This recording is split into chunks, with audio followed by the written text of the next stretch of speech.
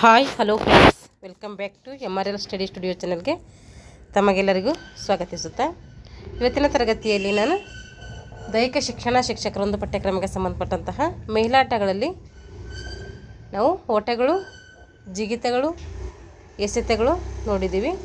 ಅದರಲ್ಲಿ ಓಟಗಳು ಮತ್ತು ಎಸೆತಗಳು ಕಂಪ್ಲೀಟಾಗಿ ನಾನು ಆ ಒಂದು ಟಾಪಿಕ್ ಹೇಳಿ ಅದರ ಮೇಲೆ MCQ ಬಿಡಿಸಿದ್ದೀನಿ. ಇವಾಗ ಜಿಗಿತಗಳ ಮೇಲೆ ಇವತ್ತಿನ ತರಗತಿಯಲ್ಲಿ ನಾನು ಅದರ ಮೇಲೆ ಟಾಪಿಕ್ಗಳು ಮಾಡಿ MCQವನ್ನು ಬಿಡಿಸ್ತಾ ಇದ್ದೀನಿ. ಜಿಗಿತಗಳಲ್ಲಿ ಮುಖ್ಯವಾಗಿ 4 ಪ್ರಕಾರಗಳನ್ನು ನಾನು ತರಗತಿಗಳಲ್ಲಿ ಹೇಳಿದ್ದೀನಿ. ಒಂದು ಉದ್ದ ಜಿಗಿತ, ಎತ್ತರ ಜಿಗಿತ, ಕೋಲು ಜಿಗಿತ, ತ್ರಿವಿಧ ಜಿಗಿತ. ಈ 4 ಟಾಪಿಕ್ಗಳ ಮೇಲೆ ಹಿಂದಿನ ತರಗತಿಯಲ್ಲಿ ನಾನು ಕ್ಲಾಸನ್ನು ಮಾಡಿದ್ದೀನಿ. ಆ ಒಂದು ಟಾಪಿಕ್ ಮೇಲೆ ಇವತ್ತಿನ ತರಗತಿಯಲ್ಲಿ MCQ ಬಿಡಿಸ್ತಾ ಇದ್ದೀನಿ. ಯಾರೆಲ್ಲ ದೈಹಿಕ ಶಿಕ್ಷಕರ ಒಂದು ನೇಮಕಾತಿಗೆ ಪೂರ್ವ ಸಿದ್ಧತೆ ಮಾಡ್ಕೊಳ್ತಿದ್ದೀರೋ ಅವರು ಈ ಒಂದು ತರಗತಿಯನ್ನು ಬಳಸ್ಕೊಳ್ಳಿ ಅಂತ ಹೇಳ್ತಾ, ಮೊದಲನೇ ಪ್ರಶ್ನೆ ಬಂದುಬಿಟ್ಟು ಎತ್ತರ ಜಿಗಿತ ಮತ್ತು ಪೋಲ್ ವಾಲ್ಟ್ನಲ್ಲಿ ಮೊದಲ ಎತ್ತರವನ್ನು ನಿಗದಿಪಡಿಸುವಂತಹ ಅಧಿಕಾರಿ ಯಾರು ಅಂದರೆ ತಾಂತ್ರಿಕ ಮೇಲ್ವೀಕ್ಷಕರು ಏನು ಮಾಡ್ತಾರೆ, ಅದರ ಮೊದಲ ಎತ್ತರವನ್ನು ನಿಗದಿ ಮಾಡ್ತಾರೆ. ಎತ್ತರ ಜಿಗಿತದ ಬೆಡ್ಡು ಅದರ ಉದ್ದ ಮತ್ತು ಅಗಲ ಎಷ್ಟು ಇರ್ತೈತೆ ಅಂತಂದರೆ ಕನಿಷ್ಠ ಉದ್ದ ಬಂದುಬಿಟ್ಟು 6 ಮೀಟರ್ ಇರ್ತೈತೆ, ಅಗಲ 4 ಮೀಟರ್ ಇರ್ತೈತೆ. ಎತ್ತರ ಬಂದುಬಿಟ್ಟು 70 ಸೆಂಟಿಮೀಟರ್ ಇರ್ತೈತೆ. ಎಲ್ಬೋ ಗಾರ್ಡ್ ಧರಿಸುವಂತಹ ಅಥ್ಲೆಟಿಕ್ಸ್, ಇದರಲ್ಲಿ ನಾವು ಎಲ್ಬೋ ಗಾರ್ಡನ್ನು ಬಳಸ್ತೀವಿ ಅಂದರೆ ಜಾವೆಲಿನಲ್ಲಿ ಎಲ್ಬೋ ಗಾರ್ಡನ್ನು ನಾವು ಬಳಸ್ತೀವಿ. ಎತ್ತರ ಜಿಗಿತದ ಕ್ರಾಸ್ ಬಾರನ್ನು ಯಾವುದರಿಂದ ಮಾಡ್ತಾರೆ ಅಂದರೆ ಫೈಬರ್ ಗ್ಲಾಸ್ ಅಥವಾ ನಾರು, ಈ ರೀತಿ ಸೂಕ್ತ ವಸ್ತುವಿನಿಂದ ಈ ಒಂದು ಕ್ರಾಸ್ ಬಾರನ್ನು ಮಾಡ್ತಾರೆ. ಜಂಪ್ ಆಫ್ ನಿಯಮ ಯಾವ ಒಂದು ಕ್ರೀಡೆಯಲ್ಲಿ ಬರ್ತೈತಿ ಅಂದರೆ ಎತ್ತರ ಜಿಗಿತದಲ್ಲಿ ಜಂಪ್ ಆಫ್ ಎಂಬ ಒಂದು ನಿಯಮವನ್ನು ಬಳಸ್ತೀವಿ. ಎತ್ತರ ಜಿಗಿತದ ಕಂಬಗಳ ಹಾಗೂ ಬೆಡ್ಡಿನ ಅಂತರ ಎಷ್ಟಿರ್ತೈತೆ ಕನಿಷ್ಠ ಅಂದರೆ ಕನಿಷ್ಠ 10 ಸೆಂಟಿಮೀಟರ್ ಇರ್ತೈತೆ. ಏಕೆಂದರೆ ಕ್ರೀಡಾಪಟು ಜಿಗಿದ ನಂತರ ಅದು ಬೆಡ್ಡಿಂದ ಆ ಕೋಲಿಗೆ ಕಂಬಗಳಿಗೆ ಶೇಕಾಗಿ ಆ ಬಾರ್ ಕೋಲು ಬೀಳಬಾರ್ದು ಅಂತೇಳಿ ಏನು ಮಾಡ್ತಾರೆ, 10 ಸೆಂಟಿಮೀಟರ್ ಅಂತರದಲ್ಲಿ ಬೆಡ್ಡನ್ನು ಹಾಕಿರ್ತಾರೆ. ಕೋಲು ನೆಗೆತದಲ್ಲಿ ಕೋಲಿನಿಂದ ಜಿಗಿಯುವಾಗ ಮೇಲಿರುವ ಕೈಯನ್ನು ಮೇಲಕ್ಕೆ ಸರಿಸಿದರೆ ಅವಾಗ ಏನಾಗ್ತೈತಿ ಅಂದರೆ ಅದು ವಿಫಲ ಪ್ರಯತ್ನ ಅಂತೇಳಿ ನಾವು ಕರಿತೀವಲ್ಲ, ಫಾಲ್ ಆಗ್ತೈತಿ. ಎತ್ತರ ಜಿಗಿತದ ಕ್ರಾಸ್ ಬಾರ್ನ ತೂಕ, ಎತ್ತರ ಜಿಗಿತದಲ್ಲಿರುವಂತಹ ಕ್ರಾಸ್ ಬಾರ್ನ ತೂಕ ಎಷ್ಟಿರ್ತದೆ ಅದು 2 kg ಇರ್ತೈತೆ. ಎತ್ತರ ಜಿಗಿತದಲ್ಲಿ ಕ್ರಾಸ್ ಬಾರನ್ನು ಇಳಿಸುವ ಕ್ರಮವನ್ನು ನಾವು ಯಾವ ರೀತಿಯ ಕರಿತೀವಿ ಅಂದರೆ ಅದು ಜಂಪ್ ಆಫ್ ಅಂಥೇಳಿ ಕರಿತೀವಿ. ಕ್ರಾಸ್ ಬಾರನ್ನು ಏರಿಸುವುದು ಮತ್ತು ಇಳಿಸೋದಕ್ಕೆ ಏನೇನು ಕರಿತೀವಿ ಅಂತ ಕೇಳ್ತಾರೆ ಎಕ್ಸಾಮಲ್ಲಿ, ಜಂಪ್ ಆಫ್ ಅಂತೇಳಿ ನಾವು ಕರಿತೀವಿ. ಎತ್ತರ ಜಿಗಿತದಲ್ಲಿ ಕ್ರಾಸ್ ಬಾರ್ನ ಜೋತು ಬೀಳುವಿಕೆ ಪ್ರಮಾಣ ಎಷ್ಟಿರಬೇಕು ಅಂದರೆ ಅದು 2 ಸೆಂಟಿಮೀಟರ್ ಇರಬೇಕು. ಎತ್ತರ ಜಿಗಿತದ ಒಂದು ಕ್ರಾಸ್ ಬಾರ್ನ ಜೋತು ಬೀಳುವಿಕೆ ಪ್ರಮಾಣ ಎಷ್ಟು ಪ್ರಮಾಣದಲ್ಲಿ ಇರಬೇಕು ಅಂದರೆ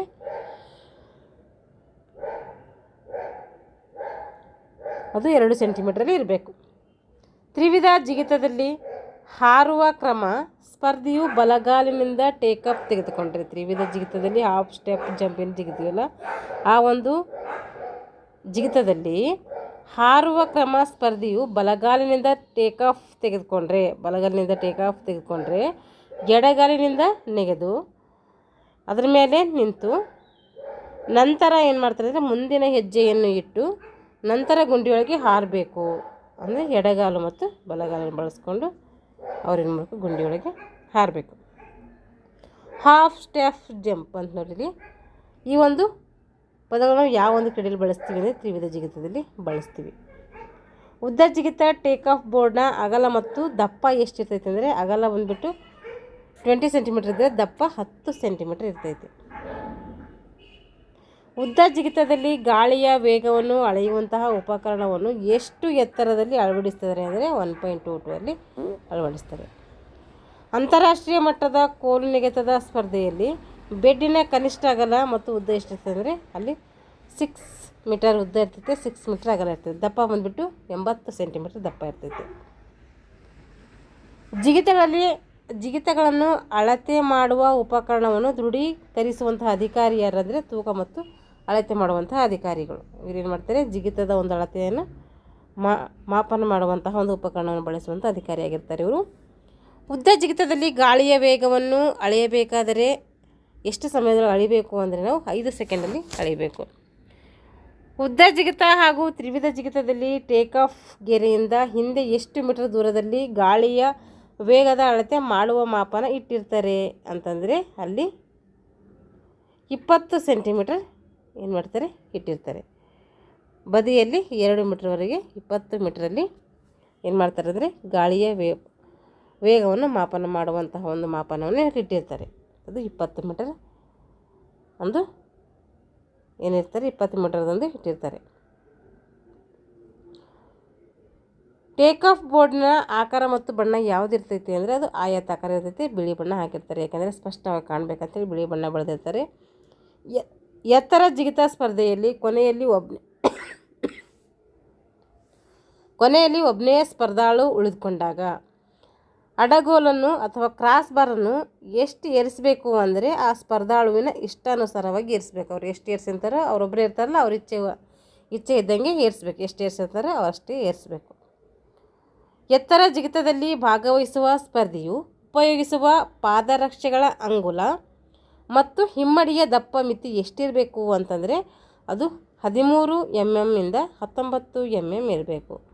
ಎತ್ತರ ಜಿಗಿತದಲ್ಲಿ ಭಾಗವಹಿಸುವಂಥ ಸ್ಪರ್ಧಿಯು ಉಪಯೋಗಿಸುವಂಥ ಪಾದರಕ್ಷೆಗಳ ಅಂಗುಲ ಮತ್ತು ಹಿಮ್ಮಡಿಯ ದಪ್ಪ ಎಷ್ಟಿರಬೇಕು ಆ ಮಿತಿ ಅಂತಂದರೆ 13 ರಿಂದ 19 ಒಳಗೆ ಇರಬೇಕು, ಜಾಸ್ತಿ ಇರೋಂಗಿಲ್ಲ.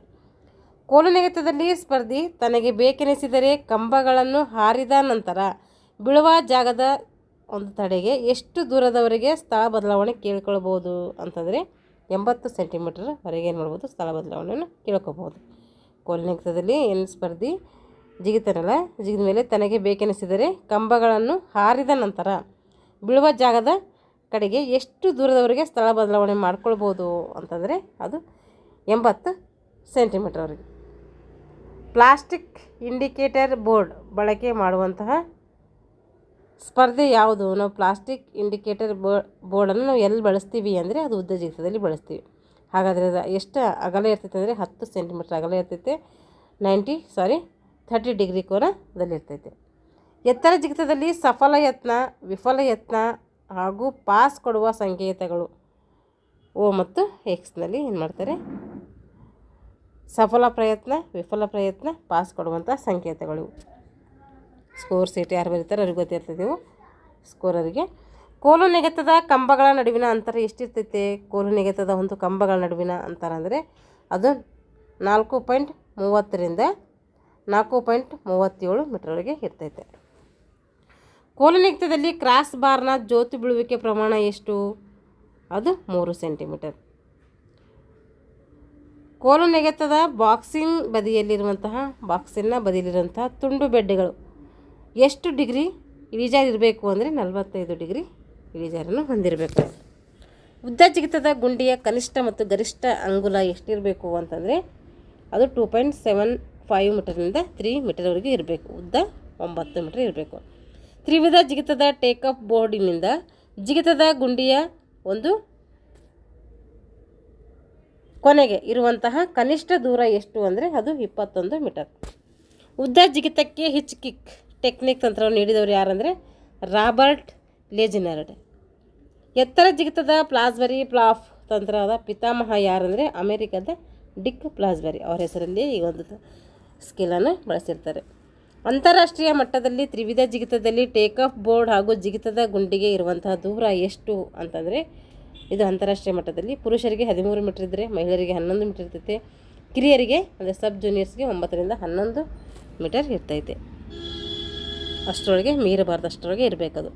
ಕೋಲು ನೆಗೆತದಲ್ಲಿ ಪ್ರಥಮ ಸ್ಥಾನಕ್ಕೆ ಟೈ ಆದರೆ ಕ್ರಾಸ್ ಬಾರನ್ನು ಎಷ್ಟಕ್ಕೆ ಇಳಿಸಬೇಕು ಅಂತಂದರೆ ಅದು 5 ಸೆಂಟಿಮೀಟ್ರಷ್ಟು ಇಳಿಸಬೇಕು. ಇಬ್ಬರದು ಸಮ ಆಗಿದರೆ ಅಲ್ಲಿ ನೋಡಬೇಕು 5 ಸೆಂಟಿಮೀಟ್ರಷ್ಟು ಕ್ರಾಸ್ ಬಾರನ್ನು ಇಳಿಸಬೇಕಲ್ಲಿ.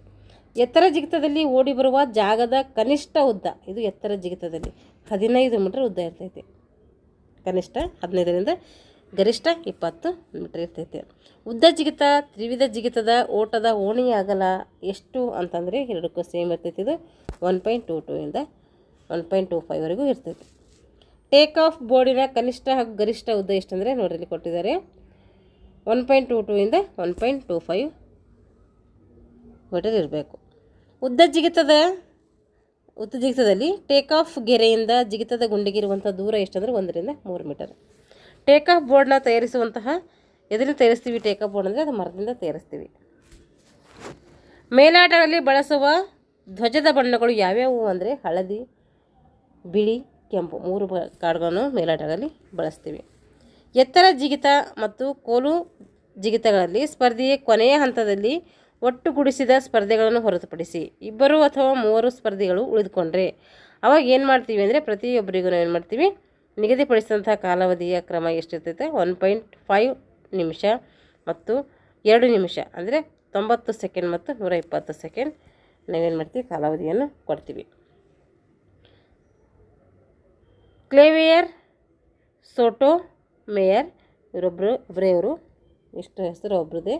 ಕ್ಲೇವಿಯರ್, ಸೋಟೋಮೇಯರ್, ಬಾಬ್ಜಿ, Aloysius Stefka, Kostadinova, Harishankar Roy ರವರು ಈ ಕ್ರೀಡೆಗೆ ಸಂಬಂಧಪಟ್ಟಿದ್ದಾರೆ. ಯಾವ ಕ್ರೀಡೆಗೆ ಸಂಬಂಧಪಟ್ಟಿದ್ದಾರೆ ಅಂದರೆ ಎತ್ತರ ಜಿಗಿತಕ್ಕೆ ಸಂಬಂಧಪಟ್ಟಿದ್ದಾರೆ. ಹೆನ್ರಿ ರೇ ಬೆಲೋ, Mayookha Johny, Suresh Babu, Jonathan Edward, Kenny Harrison, Ranjith Maheshwari, ಸೈಟಿಸನ್ ರವರು ಯಾವ ಕ್ರೀಡೆಯೊಂದಿಗೆ ಸಂಬಂಧಪಟ್ಟಿದ್ದಾರೆ ಇವರೆಲ್ಲರೂ ಅಂತಂದರೆ ತ್ರಿವಿಧ ಜಿಗಿತದಲ್ಲಿ ಬರುವಂತಹ ಕ್ರೀಡಾಪಟುಗಳಾಗಿರ್ತಾರೆ ಇವರು. 1948ರಲ್ಲಿ ರಾಷ್ಟ್ರೀಯ ತ್ರಿವಿಧ ಜಿಗಿತಗಾರ ಎಂಬ ಬಿರುದನ್ನು ಪಡೆದುಕೊಂಡದ್ದು ನೋಡಿರಿ. 1984ರಿಂದ 1988ರವರೆಗೆ ಭಾರತೀಯ ಕ್ರೀಡಾ ಪ್ರಾಧಿಕಾರ ಮೊದಲ ನಿರ್ದೇಶಕರಾಗಿ ಸೇವೆ ಸಲ್ಲಿಸಿದಂತಹ ಕ್ರೀಡಾಪಟು ಯಾರು ಅಂತಂದರೆ ಹೆನ್ರಿ ರೆಬೆಲೋ. ಇವರೇನು ಮಾಡ್ತಾರೆ, ರಾಷ್ಟ್ರೀಯ ತ್ರಿವಿಧ ಜಿಗಿತಗಾರ ಎಂಬ ಬಿರುದನ್ನು ಪಡೆದುಕೊಳ್ತಾರೆ ಇವರು. ಭಾರತ ಮಹಿಳಾ ಅಥ್ಲೇಟ್ ಎಂಬ ಹೆಗ್ಗಳಿಕೆಗೆ ಪಾತ್ರರಾದಂತಹ ತ್ರಿವಿಧ ಕ್ರೀಡಾಪಟು ಯಾರಂದರೆ ಮಯೋನಿಕಾ ಜಾನಿ. ಇವರೇನಂತಾರೆ ತ್ರಿವಿಧ ಜಿಗಿತದ ಮೊದಲ ಒಂದು ಓಟಗಾರ್ತಿ ಅಂತೇಳಿ, ಜಿಗಿತಗಾರ್ತಿ ಅಂತೇಳಿ ಏನು ಮಾಡ್ತಾರೆ ಹೆಸರನ್ನು ಪಡ್ಕೊಳ್ತಾರೆ ಇವರು.